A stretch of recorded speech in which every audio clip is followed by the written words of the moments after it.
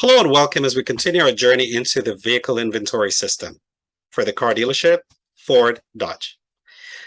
Now, what we want to do, as we said in our first one, was create the object, which we did, a couple of things that we already did. But now we want to create a dependent pick list. So basically, if it's a Ford, you can only see the Ford models. In other words, if it's a Ford, I can only see those models highlighted in red. And if it's a Dodge, I can only see the models highlighted in green. I'm not supposed to see everything and anything. So how do we do that?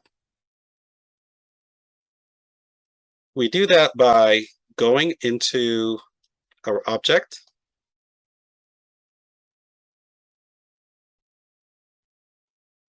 Object Manager.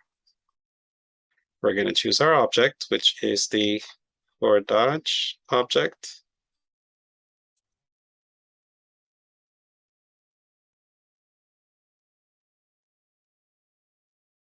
And under the fields that we have the option of field dependencies. Field dependencies. So let's go ahead and click on field dependencies. We're going to create a new field dependency.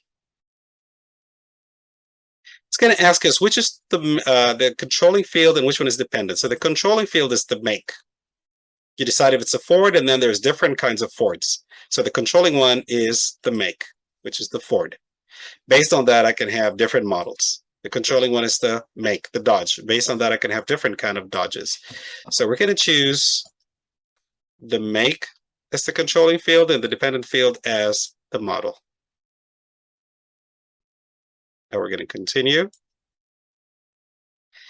Notice we have all kinds of vehicles available to Ford, all kind of models available to Ford, all kind of models available to Dodge. What we want to do is we want to choose the ones that are Ford and then click on include values, and it changes color from white to included value. Right now, they're all excluded.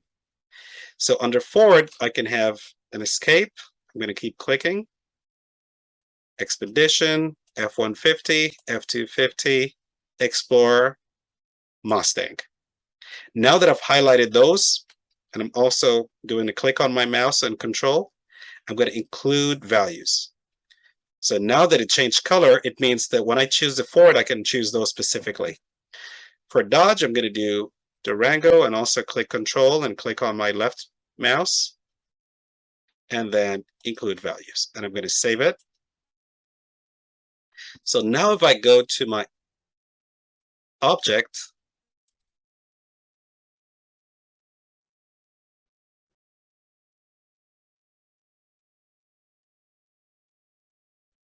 Ford Dodges, trying to create a new one. When I choose a make of a car, like a Dodge, I can only choose a Dodge type, like Durango. And if I choose a Ford, I can only choose Ford types, like an Escape. I don't have to worry about the entire list showing me things that are not related to that make. So we've successfully created the dependencies between our fields. And just to elaborate, let's go back to our object.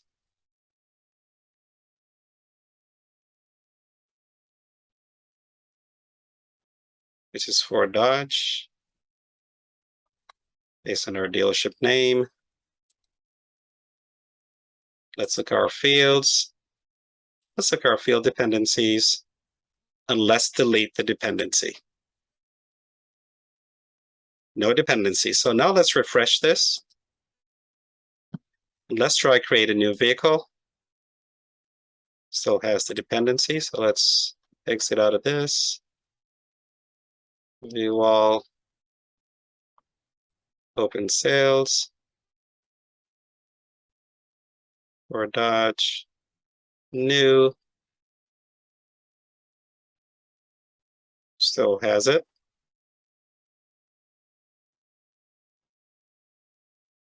Confirming that the field dependency has been removed. So now let's just go in and see how, if we don't have a field dependency, what happens, or how different it is, or how ugly it could be. We're going to go into our Ford Dodge, create a new choice. So we're going to choose our make, Ford. When I choose the model, now it's going to show everything. It's going to show a Durango. which is only going to mess my users and have inconsistent data or incorrect data. User errors are more likely to happen now. Or Grand Caravan, which is a Dodge, which is not a Ford. Similarly, if they choose a Dodge, they might end up choosing a F-150, which is a Ford. Should never show up there. That's why the field dependency has a very important role, and it's important because it helps you pick things that go together, better data accuracy, better for reporting, and so on. So it brings a lot of value. Hope you guys enjoyed this session. We'll see you in our next session. Thank you for joining us in today's session. We hope that you enjoyed it, and we'd like to invite you to a lot of our free sessions. Simply visit our website at kinseytech.com/events. Thank you again.